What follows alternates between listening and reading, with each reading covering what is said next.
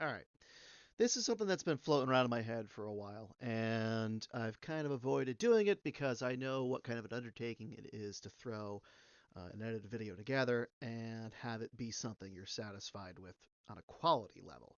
Um, I'm not going to do that. I'm just going to watch an old video clip and I'm going to John Madden this thing and try and keep it as brief as I can while also explaining a bit of what the heck is happening in this game as it unfolds. So I'm watching this basically for the first time right now, just like you. All right, so let's go ahead and roll it. All right, ball kicks up, and I do my classic tap of the plunger to get the ball to jump off of the sensor just enough so I can kind of define what the skill shot is going to be and then throw that thing immediately into play, hoping to get myself up to the tower. Didn't happen. Um, What did happen is we got a little bit of the keep going on there and a backhand shot that takes us up the right ramp. That's going to help us build our two towers multi-ball. So right now, the focus is to not lose the ball like we just did. But the focus is to kind of highlight those lower KEEP rollover lanes so that we activate the lock on that right ramp. There's that skill shot attempt again. Absolute utter failure. Not enough juice on that one. Couldn't even make it to the lanes. All right, so we'll pause and let's think about what we want to go for a second. Might have been going for a mission shot. Nothing really worked out. Right now, this is just like absolute chaos to try and keep the ball from going down the drain. And we're looking like we're going to try and do a backhand up that ramp, playing around with what is lit on keep. We're getting under control. And there we go. Perfect ramp shot. Roll over the unlit I'm sorry, not. Roll the unlit EP on the right side. That activates the lock. So now if we can get another backhand from the right side, we'll go up that ramp and get another lock towards our two towers multi-ball. A little bit of a bobble there. Managed to recover and just get it out of there. Get it away from the drain and just got it right down the center for a mode. Now, unfortunately, I didn't hear what mode started because I was talking over it, but if you look for those flashing red indicators, that is the mission shot for this particular mode. So it looks like it's the assault on Isengard. I don't know if I have the term right on that, but the focus is really that tower in the upper left. That is also the focus of our skill shot. Another attempt there, no luck. But it does look like we activated the third lock. Has been enabled, and we got the lock shot, and we're going directly into two towers multi-ball. Personally, I don't like to hold on to the ball. I just keep those things flying up in the air because if you take a quick glance up there, you can kind of see that just about everything is a target. Now, it looks like on this playthrough, I decided to give holding onto the ball a try, and look at that. It doesn't work out at all. We lost everything. The mode basically is over. So we just go right back to the mission, which is still active. And that counting down that you hear Frodo calling out, that's letting us know that we're running out of time on the mission. And it didn't play out for us. So there's that little cue there. That's the indication that we've also ended the mode. All right. So priority change. And we're going to try and go for something else. Now, if you've been paying attention, you might have noticed the first time we played for that keep, one rollover would light two indicators. Because we've gone through the multi-ball and we need to continue it, the second attempt to go through and activate all those locks is only going to activate one light at a time. So it's a little bit harder the second time through. But yep, there's an activation for a lock. So let's see. Do we bring it under control and go for that lock shot? We do, but no luck on the lock. Now, the video is pretty stable. If it looks like the playing field's wobbling around, it's because I'm trying to nudge that machine to bring it under control. There's our skill shot. The tap off of that sensor locks it in, so it's no longer sequencing, and we managed to get the just enough force behind the plunger to get the ball to go to that upper right-hand tower. That gives us a instant 250,000 points for the skill shot, and that value increases each time we are able to make that particular shot. All right. There was a nice left ramp shot there for the Legolas ramp. That was the "You Have My Bow" audio call out. The Fellowship can be collected in their entirety. Ooh, the dreaded K. The Fellowship can be collected in its entirety to activate the Fellowship multi-ball mode. Those flashing colored icons in the center, lower portion of the playing field, indicate who's still out there to be collected. It looks like Boromir is one we're going to have to pick up. Boromir is collected through the pops in the upper right-hand side. Still going for that skill shot, and we still got the juice. There's another probably 300,000 points if my memory serves me correctly. That's the next tier on that skill shot collection. It'll go up even further if we can continue to do that. Oof. A little bit of a tip shot. Get that ball away from the drain, and don't have to worry about losing it. Attempt at a backhand there on the lock, and we got it. Now, if you're starting to see things come together, you may notice that when you try and go for that skill shot, and you do successfully get it, unlike that last attempt, you end up on that tower that ends up leading to one of the KEEP rollovers. So, trying to get the skill shot helps you build up. Oh! We just jumped into Fellowship multi-ball, but what I was trying to say is as you're making one shot, you can help build towards other elements of the game. This is just absolute anarchy at this point. Everything that's flashing with that red arrow indicator is a valid shot towards the multi-ball. And with the flashing yellow shoot again at the bottom, it means any drained balls will come back into play. So don't worry about them. If they're gone, they'll come back. Just keep going for targets. Now, there's an intro sequence to Fellowship where it's the cave troll showing up and everything's a target.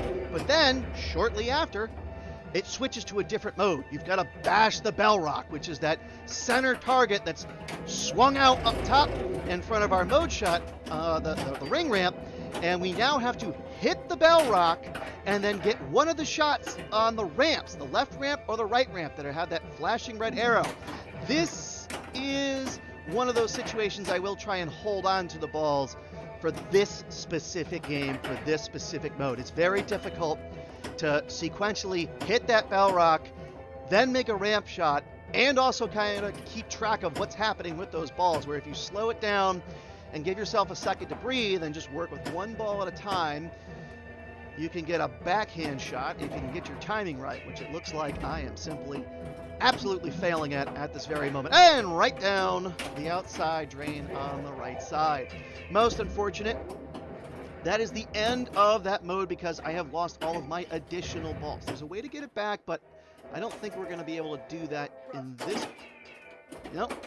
A little too late. That would have been a way to continue the Fellowship multi-ball if I was able to collect that Gollum 2-ball multi-ball before the audio cue had played out, ending the Fellowship. You can actually resurrect a multi-ball mode with that little trick there. But Fellowship didn't work out, and we managed to jump right back into Two Towers. And this kind of picks up where we left off.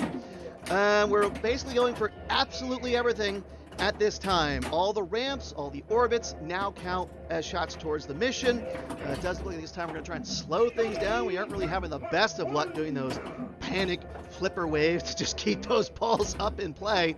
But then you can kind of end up in this situation where you got to sneak one of the balls away from the group so you can actually do some work on the mode.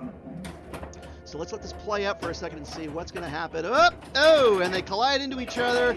And here's the panic. Here's the anarchy. Oh my God, let's just see if we can keep these things alive by getting them away from the train as quick as possible. Every single one of those shots that we're making, those red indicator shots, is collecting huge amounts of points. So we are managing to accomplish a couple of things. Oh, there's a little double tap there, some mid-air collision. We got it. Oh, and our second ball has drained. We're down to one ball. That will bring us to the end of the Two Towers multi-ball. Now, to continue back to the subject of working one part of the playing field to help another, every time you're going through that path of the dead, you're collecting souls. Souls help build towards your Return of the King multi-ball. You gotta have 5,000 souls collected in order to start that mode. Unfortunately, in this particular video, I have absolutely no idea what the amount of souls have been collected at this point. It's on the dot matrix display, which I simply did not have in the field of view of the camera. So, looks like we went for a mode, and we jumped short of the ring and got us back up to the path of the dead. Not really going to be too upset about that, because again, it's collecting souls, and it's also helping us to light the keep. So, another chance at 2 towers if we're lucky, and hopefully a chance to start the Return of the King multi-ball.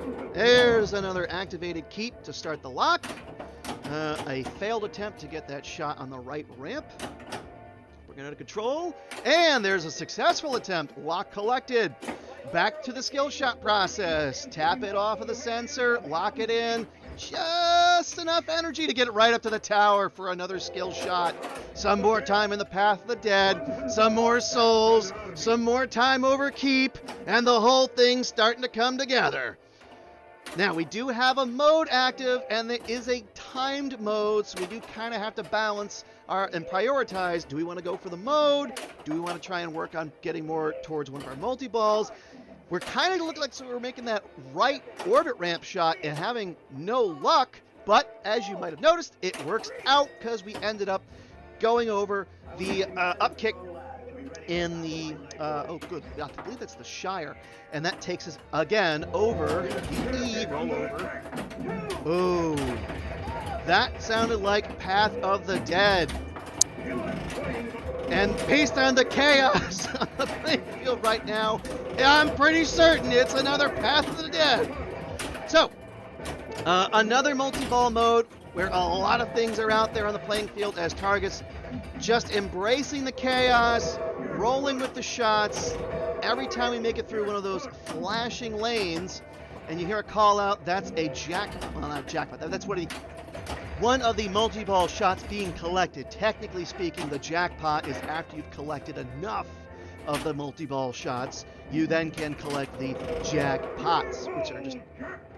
Oh, there we go, the call-outs, they call it a jackpot.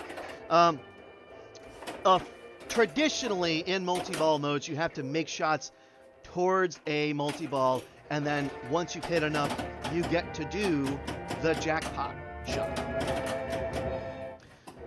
All right, we have made it through all of the multi-ball modes, and that should give us the opportunity to destroy the ring.